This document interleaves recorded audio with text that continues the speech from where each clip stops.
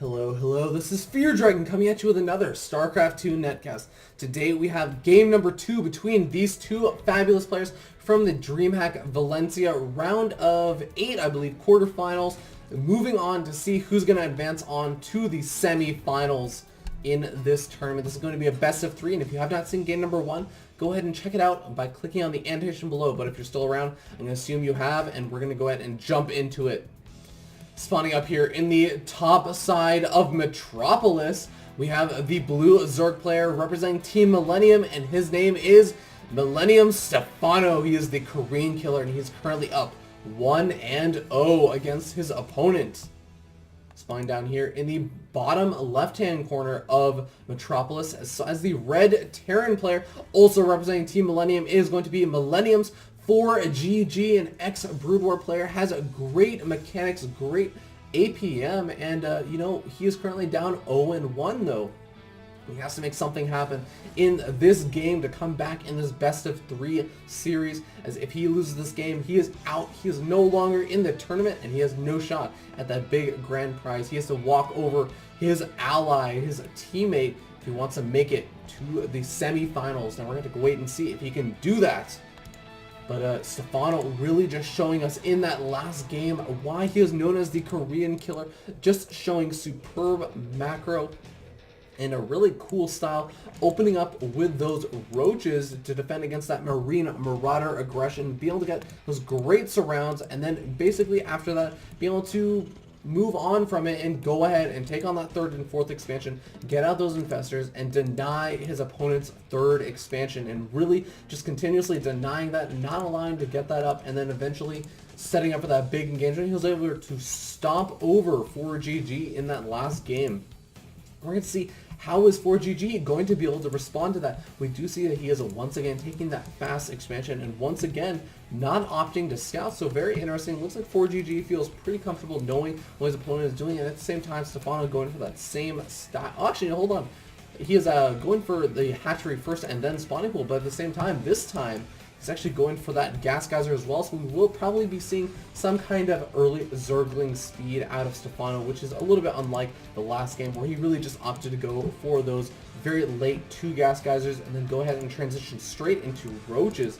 And yeah, going to be interesting to see how Stephano's going to follow it up, as he's definitely going for a different build. But of course, ForGG doesn't really care. He's just not going to scout. It's not a big deal, guys. He'll scout when he does his first big push. And oh my god, actually hold that thought.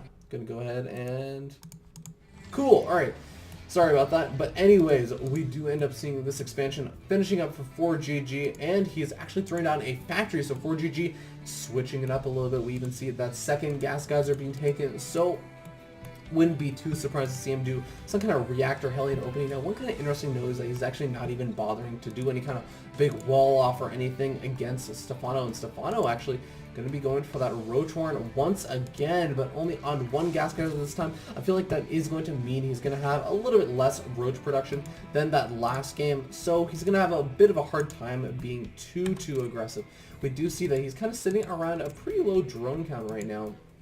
Is going to be having 2 overlords pop in just a little bit, so I'm really curious to see what Stephano is planning. Is he just going to be going for some kind of big roach aggression followed up with a bunch of Zerglings? I have to say it feels like that, as we can see he's just sitting on this drone count and producing 4 roaches right now. Oh man, I think that ForGG might be in a bit of trouble. He needs to get up some kind of defense, and oh my god, he's going for reactor Hellions as we saw before, and this is going to be so difficult for him, as once those reactor Hellions come out, yeah, they're going to be able to get the scout off on these roaches, but oh my god, the roaches are going to be halfway across the map by the time that happens, and this factory is just really not going to have the time. Oh my god, he's producing another round of Hellions. His factory is not going to have the time to get out a siege tank, and we do see a tech lab going on to the starport, so it looks like it's going to be a reactor Hellion and Banshees. If you can get up a Banshee, it's definitely going to help, but now ForGG knows what is going on. He's going to go ahead and immediately produce that Banshee. It's definitely going to be very helpful for trying to defend against this big roach aggression. We can see Zerglings following it up. No, or actually just a couple of drones actually being made behind all of this. It's a really interesting decision. I think Stephano just wants to put on a bunch of pressure, make sure that his opponent is not playing too greedy. He's going to see how much damage he can do, but he has to do damage. We do see him picking up a couple of SCVs. That's definitely some good damage that he needs to do right now. And oh my god, if he can get out off that tech lab. It's definitely going to be a nice little win over there. And now we do see SCVs being pulled, and all of the roaches are going to be able to get right on top of those SCVs. At the same time, the Hellions doing a good amount of damage to these roaches, actually doing a very good job keeping them all alive. But at the same time, look at the workers' kill count, 18 kills. Oh my god, Stephano wrecking 4GG's economy, and it's not over yet. The roach is still picking away at all of those SCVs, but at the same time, this Banshee is going to clean up the remainder of the roaches. But look at this, 37 drones to 10 SCVs. What can 4GG do at this point? Now we do see a second extractor being taken. It's probably going to be taking up to lair as soon as possible. But oh my god, behind all this, it looks like Stephano made a critical error. He did not go ahead and get up those evolution chambers. I think he should have maybe gotten those up a little bit earlier, as he doesn't have to worry about this Banshee, as now he's going to actually end up potentially losing that queen. That's going to be a huge loss. He has to be so careful with this Banshee now, as this is going to be so important. He needs to make some kind of miracle happen. He has to do an insane amount of economic damage to come back into this game. Now he is going ahead and getting Cloak, and this is going to be very, very effective. As you can see, look, there is absolutely no lair coming out right now, as he is starting to get up that gas to get that lair, and I imagine he will be getting it relatively soon. Actually, looks like he's going to be going for those upgrades first, as he feels pretty safe having fended off a lot of that aggression from 4GG, but 4GG, I feel like he cannot even really afford to do this. I mean, he's sitting on 14 SCVs. He's kind of all in at this point. Looks like he's going to wait for a second Banshee, and it's going to be interesting to see how Stephano is going to actually end up dealing with this, as he needs to throw down maybe 1 or 2 spore crawlers at least. Come on, man. I mean, he is producing, or does actually have 2 queens out, but oh my god, Stephano might be completely caught off guard by these Banshees, as the Banshees are even going to have Cloak in just a little bit. And now we see the Banshees coming in. They're going to be able to easily pick off this first queen. We can see now that there is actually still 2 queens left over. There are the 2 queens coming in, and the Spore Caller now going down, but the Banshee has to stay alive until Cloak finishes. It's not finished just yet. It still needs another 20 seconds, and he's going to be able to do some good damage over to those drones. But with the Spore Caller finishing up, oh man, I feel like 4GG is going to be missing out a little bit on the damage that he can do.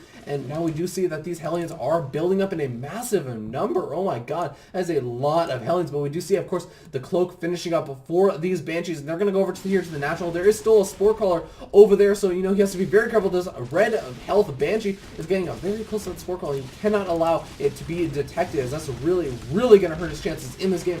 And he is going to be able to do some good damage to that queen and actually come in with the Hellions. The Hellions are going to try and do as much damage to these roaches as possible. And oh my god, the Hellions roasting away at these roaches. He might actually be able to come into the middle line. Now we do see the Banshees also picking away at those roaches, and now the drones are going to be so vulnerable to all of these Hellions. The Hellions picking away at those queens, and oh my god, if there's nothing to shoot down the Banshees with those queens getting decimated, what is he going to be able to do against them? And now the Spore Caller is still going to be able to fend off those Banshees from moving directly into the middle line, but at the same time, these, oh my god, all of the drones have been completely roasted. Now we do see 33 drones still left over for Stephano, but these Hellions are still alive and kicking. They're making their way into the mainies. They're going to be able to do some additional damage. We see the drone count dwindling. The drones trying to split up, trying to run away. Oh no, they have to be so careful not to clump up though. And we even see a third Banshee out. Oh my god, this push from 4GG is definitely evening the tides at least a little bit.